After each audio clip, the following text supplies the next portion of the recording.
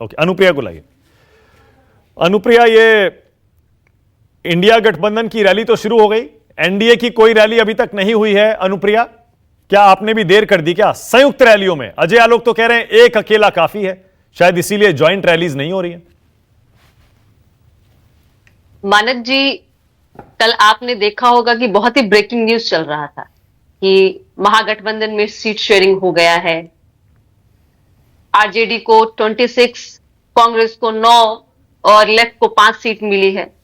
लेकिन आश्चर्य था मानक जी कि पहले ही आरजेडी ने अपने कैंडिडेट को टिकट दे दिया और आपस में लड़ाई इस तरह से थी कि बैठक नहीं हो पा रही थी। और यहां बिहार ही नहीं, पूरे देश में एनडीए ने अपने जितने भी कैंडिडेट उनका घोषणा भी कर दिया, किस सीट पे कौन लड़ेगा, अपने साथी दलों का सम्मान भी किया। लेकिन ऐसा सम्मान हमने पहले कभी भी देश में नहीं देखा कि जो कांग्रेस के नेता हैं, जिनको टिकट जिन्होंने बात करके आपस में बातचीत कर ली, लेकिन उसके बावजूद रो रहे हैं।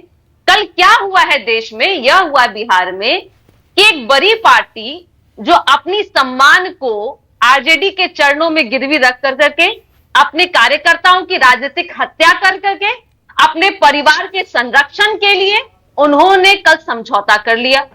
समझौता यह हुआ कि परिवार कैसे बचे।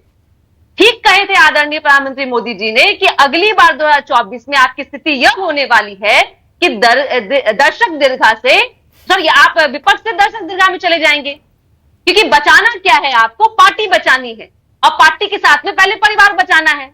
और इसका हम अब देख सकते हैं कि आरजेडी में 2 तो उनके परिवार के ही लोग चुनाव लड़ रहे हैं, उनकी सुपुत्रियां चुनाव लड़ रही हैं। और मंच पे भी हमने देखा था कि आदरणीय लालू प्रसाद यादव जी ने अपने दाएं बाएं अपने सुपुत्रों को खड़ा करके कहा कि आरजेडी अगर आज इस जगह पे हो और मेहनत करें, हमारे दोनों सुपुत्र हैं। मैं यहां बैठे आरजेडी की प्रवक्ता से पूछती हूं कि आपका कोई योगदान है कि नहीं? कभी भी आपके नामों को कभी गिनती नहीं की जाती है। तो परिवार बचाने वाली पार्टी और परिवार को साथ ही साथ कांग्रेस, क्योंकि अपने पारंपरिक सीट को आप देखेंगे कि उन्होंने गिरवी रख दी, कल नतमस्तक हो गए। क्या ऐसी बात आप में डील हो गया है? डील यही हुआ है कि भाई दूल्हा बनना है, बाराती हम बनेंगे। अब बाराती भी बनेंगे कि नहीं बनेंगे, दूल्हा बनेंगे कि नहीं बनेंगे 2024 में। अच्छा, आप तो बाराती बनेंगे, तय है ना? प्रधानमंत्री दूल्हा बनेंगे मोदी जी और आप बाराती बनेंगे, ये तो तय है ना? हमारे यहाँ शुरू से तय है। नई बात क्या है? और कल जो रैली की बात कर रहे ना मानक जी, कह रहे कि विपक्ष के नेता होंगे लेकिन जनता नहीं आपके साथ होगी। जनता ने कसम खाई और जनता ने ठान ली है कि 400 पार करना है। 400 पार इसलिए करना है कि जिस आप भ्रष्टाचार की बात कर रहे हैं ना, है वो भ्रष्टाचारी आप हैं।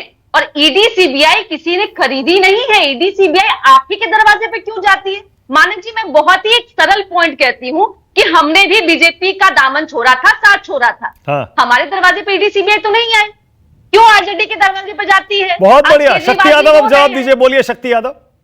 नीतीश जी के यहां ईडी क्यों नहीं गई? जब वो आपके साथ थे तब भी नहीं गई।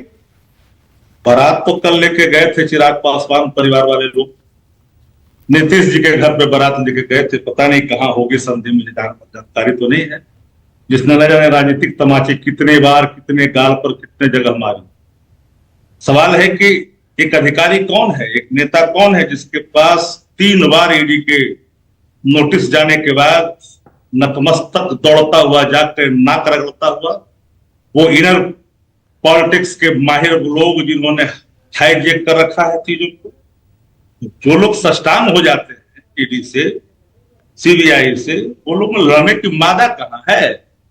जो लोग के बारे, जिन लोगों ने कहा पूरे मंच से कि हम उसको कदापि स्वीकार नहीं कर सकते हैं, वो कौन परिवार वाले होते हैं भाई? जिनके यहाँ जीजा से लेकर सब लोग हैं, वो परिवार है। परिवार तो संसार है।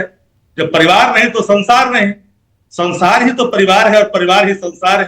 नंबर 1।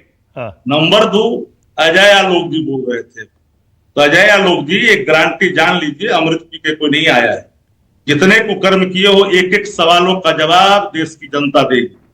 और कोई अगर अपने संस्थानों को पंगु करके, देश की संस्थानों को जबरन अगर किसी को बर्बाद करने की कोशिश करेगा, पार्टियों को, नेताओं को, सब लोग चले गए आपके यहाँ तो सदाचारी हो गए। जो लोग बाहर थे भ्रष्टाचारी थे। जब आज पूछ रहे थे, उन लोगों से पूछिए ना कि आपके दल में थे वो भ्रष्टाचारी थे कि नहीं थे। भ्रष्टाचार के भी आरोप शक्ति लगाए। भाई, कल राहुल गांधी ने एक चुनौती दी। राहुल गांधी ने कहा सरकार बदलेगी, उसके बाद देख लेंगे। एक बात जान लीजिए, हाँ, लोकतंत्र को जिस दिशा में लेके जा रहे, वाशिंगटन पोस्ट से लेकर दुनिया के अखबारों ने इस देश के लोकतंत्र और कार्य प्रणाली पर सवाल खड़ा किया। सरकार किस तरह से काम कर रही है, लोकतंत्र को पंगु बनाना चाह रही है, by the people of the people को समाप्त करना चाह रही है। ये नहीं चलेगा देश के अंदर में। कब तक चलेगा? कोई अमृत पी करके नहीं आया दुनिया के अंदर में, आया है जो जाएगा राजा रंग। लेकिन आपने अगर अपनी पार्टी को बिगाड़ा, आपने इन चीजों को अगर जबरन बलात् आप इसको लादने की कोशिश की, तो इसके खमियाजा बुढ़ापा तक आपको भुगतना पड़ेगा। कोई बुढ़ापे अपने घर खराब करने के लिए तैयार है, उसको कोई रोक नहीं सकता। कभी कानून को अपने हाथ में लेकर के नहीं, कानून सबके लिए है, चाहे वे कोई भ्रष्टाचार में लिप्त हो। अनुप्रिया आपका जवाब दे रही है, एक सेकंड रुकिएगा। अनुप्रिया बोलिए। शक्ति जी, आपने कहा परिवार के बारे में कोई अमृत पी के नहीं आया है, तो फिर लालू प्रसाद जी अपने सुपुत्र को स्थापित करने के लिए कन्हैया कुमार, पप्पू यादव जी की आहुति देने को तैयार है। ऐसी कौन सी मजबूरी है कि आपने मान लिया है कि यादवों का नेता एकमात्र लालू प्रसाद यादव जी के सुपुत्र नहीं होंगे? शक्ति यादव जी, इसकी जबरन आप कोशिश कर रहे हैं कि युवा नेता इन्होंने जातिवाद की लंबी फेरिस्त अधिकारियों में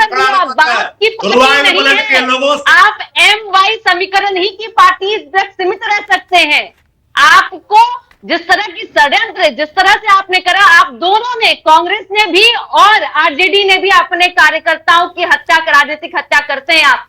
अच्छा, एक मिनट ओके, वन सेकंड, शक्ति यादव ये और शक्ति यादव, अनुप्रिया 1 सेकंड, शक्ति यादव ये, शक्ति यादव, शक्ति भाई 1 सेकंड, अरे रुकिए, शक्ति यादव 1 सेकंड, मेरा सवाल सुनिए ना। शक्ति भाई सवाल सुनिए ना। शक्ति भाई, ये तेजस्वी यादव, पप्पू यादव और कन्हैया कुमार पर चुप्पी क्यों साध लेते हैं? आप भी क्यों चुप्पी साध लेते हैं? कुछ बोलते क्यों नहीं इन दो नेताओं पर आप? नहीं, जो विषय जिस पार्टी का है, जब गठबंधन में सीटों का ऐलान हो गया तो निर्णय तो कांग्रेस पार्टी को लेना है कि वो किसको देंगे नहीं देंगे। हमारे जो खाते में सीट आई हम तय करेंगे, उनके खाते में आई, वो जो लोग 4 दिन पहले गए उसका तय तो स्वयं कांग्रेस पार्टी करेगी ना, उसको तो राष्ट्रीय जनता दल। अच्छा, जरा शक्ति यादव को फुल स्क्रीन लाइए, जरा शक्ति यादव को फुल स्क्रीन लाइए। शक्ति यादव 1 सेकेंड, अब रुकिए ना, 1 सेकेंड का इजहार भी कर। ओके, शक्ति यादव अब आप स्क्रीन पर हैं और कोई स्क्रीन पर नहीं है। आपके पीछे में तेजस्वी यादव की 1 2 3 4 5 6 7 पिक्चर देख रहा हूं, फोटो लगी हुई है, लालटेन लगी हुई है। ठीक है, रुकिए, मेरे सवाल सुनिए पहले। अभी थोड़ी देर पहले राजेश गुप्ता ने कहा कल दिल्ली की रामलीला मैदान की रैली में जो आएंगे वो सब केजरीवाल होंगे। क्या तेजस्वी यादव केजरीवाल बनकर जा रहे हैं क्या दिल्ली? जिन सवालों को केजरीवाल जी ने उठाया है, या जो सवाल इस देश के सामने मौजूद है, एक चुने हुए मुख्यमंत्रियों को जिस तरह से सत्ता के दम पर बलात् उनको जेल में डालने की नापाक कोशिश हो रही है, चाहे वो हेमंत सोरेन हो या फिर केजरीवाल जी, तो सवाल तो सामने खड़ा होगा। इन सवालों पर सब लोग एक साथ हैं।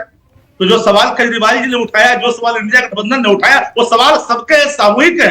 उन सामूहिकता के साथ सब लोग हैं। बहुत बढ़िया, कौन अलग अलग है, एक खंड नहीं हो सकता। ओके, अजय आलोक जवाब दे रहे हैं आपका। अजय आलोक बोलिए।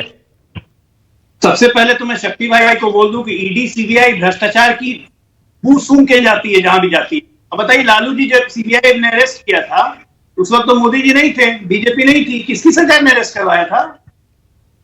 2013 में जब सदस्यता गई थी, कोर्ट ने रद्द की थी, तो जेल किसने भेजा था? किसकी सरकार थी? मोदी जी थे।